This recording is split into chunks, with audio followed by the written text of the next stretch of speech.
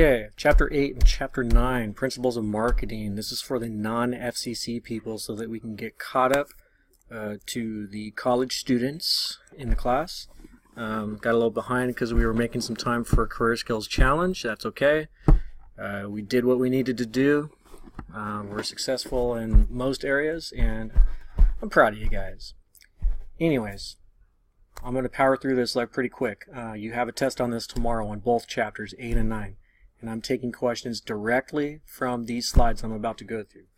So let's go through them. Learning outcomes. Describe the characteristics of markets and market segments. Explain the importance of market segmentation. Discuss the criteria for successful market segmentation. Describe the basis commonly used to segment consumer markets. Describe the basis for segmenting business markets. List the steps involved in segmenting markets. Discuss alternative strategies for selecting target markets. Explain how CRM can be used as a targeting tool.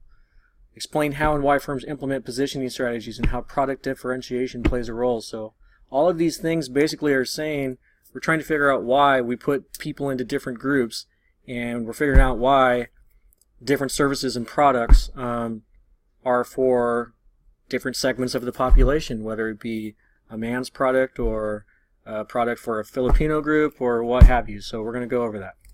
So here we go. 1. Market. People or organizations with needs or wants and the ability and willingness to buy. So that's any place that you can meet together and there are needs and wants on both sides. That could be a flea market all the way up to Amazon. Market segment is a subgroup of people or organizations sharing one or more characteristics that cause them to have similar product needs. So I explained a couple segments earlier with like male versus female, or you have your cultural populations, but there are so many different ways that you can segment a population. For instance, with our student store, we could even get as far as segmenting our population lower class, well, I shouldn't say lower class, but like, you know, the freshmen and sophomore versus junior and seniors. Would there be a product differentiation there? Maybe so. So the definition of market segmentation, the process of dividing a market into meaningful, relatively similar, and identifiable segments or groups. So that's just the process of doing that so that we can get those market segmentations. Moving on. Why? The importance of market segmentation plays a key role in the marketing strategy of successful organizations. People who are not successful don't implement these strategies. Go away! It's a powerful marketing tool. It helps marketers define customer needs and wants precisely, helps decision makers define objectives and allocate resources more accurately. I mean, it doesn't get any clearer than that about the importance. Okay. Let's look at Coca-Cola. And the same could be said for other soda groups as well, but so Coca-Cola has many different products that speak to different segmentations of the market. So you've got your classic soda, Coca-Cola, you've got the Coke Zero Sugar, which Braden thinks is healthy for you because, oh, it just doesn't have saccharin and all that stuff, but whatever. You got your Dasani water. A lot of people don't even know that Coke makes the Dasani water. You got Powerade, you got your Gold Peak Tea, Honest Tea, Sprite, and Smart Water. I didn't even know that. They've got 2 different waters under their brand. That's interesting. So all of those products are going to speak to a different segment of the population. So ask yourself, how do these product lines fit the needs of different market segments? So one, I mean, is Powerade going to be something that's going to appeal to the guy that's at the buffet? Is Coke going to appeal to the NBA star who's trying to hydrate himself after a game? Those are questions you want to ask yourself. Okay, so the criteria for successful segmentation. Marketers segment markets for 3 reasons. You want to identify groups of customers with similar needs. Segmentation provides markets with information to help them design marketing mixes, and marketing mix means like how you approach the market for selling your products. Segmentation is consistent with the marketing concept of satisfying customer wants and needs. So the whole reason for putting people into different groups is so that you can identify what their wants and needs are so that you can provide for those wants and needs.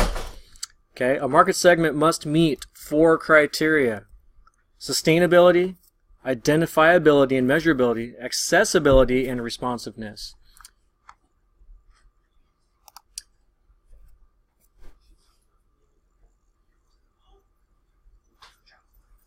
This is for the segmenting of the consumer markets. This is the basis, meaning the whole meaning for doing so. So the characteristics of those individual groups and organizations, so it could be by geography, demographics, psychographics, benefits that are sought after by these different segments, and the usage rate, meaning how often do you use something. So for instance, something that consumers use every day, every week for the most part is gas. If you own a car, you're going to be using it every day, versus how many Nike shoes are you buying a year? Maybe once or twice. So that's a usage rate issue. Geographic segmentation, segmenting by country, world, market size. And I can't go over every detail. I'm just kind of summarizing, so I'm going to speed up a little bit here. Demographic, that we're talking about age, gender, income, and those sorts of things. Age segmentation, so going over like the generations, so kind of Generation Z, Millennials, X, and that sort of thing. So there's definitions on those things that'll be part of the summary pages that I will post as well that you can use. Gender and income segmentations are kind of self-explanatory, so you can read through those on the PowerPoint. Ethnic segmentation, same thing. So there are specific like demographic percentages and that sort of thing depending on what state you're in. Life cycle segmentation, so that's something that not everybody really talks about. So it's a series of stages determined by a combination of age, marital status, and the presence or absence of children. Okay, so that's just, they're kind of talking about, well, take me for instance, I'm a single guy, no kids, versus like a family that has mom, dad, and 4 kids and grandma living with them. Totally different product lines possibly depending on where you live and how old you are and that sort of thing. So they actually take that into consideration as well. So what's the basis for the psychographic segmentation? Well, let's talk. Psychographics is when you're doing like the personality and motives and lifestyles, okay? And then geodemographic segmentation is actually taking those into consideration and also taking into account your location of where you're at, because neighborhoods are different depending on what city you're in, if you're in like out in the country or if you're in SoCal versus like San Francisco, so that will definitely make a difference. Okay. You should follow yourself over to this website, mybestsegments.com. Search our zip code 93704 and get an idea of geodemographic segments, traits, and that sort of thing. Hint, there will be questions on this information right here from this website for the zip code of 93704, so make sure that you do this. Okay, moving on. Benefit and usage rate segmentation. So benefit, self-explanatory. Usage rate I talked about already. 80-20 principle. Oh man, do I love this principle. It's called the Pareto principle, and it actually has to do with many different things on Earth, but in this particular case we're talking about the usage rate. So basically it's 20% of all customers generate 80% of the demand. I always say that 20% of the people create 80% of the problems and so forth. So it's really an interesting little principle that mostly holds true with a lot of things. Moving on. Okay. So the basis for segmenting business markets, okay, we have 4 broad segments. You've got your producers, you've got your resellers, you've got your government, and your institutions, so you could read further on that.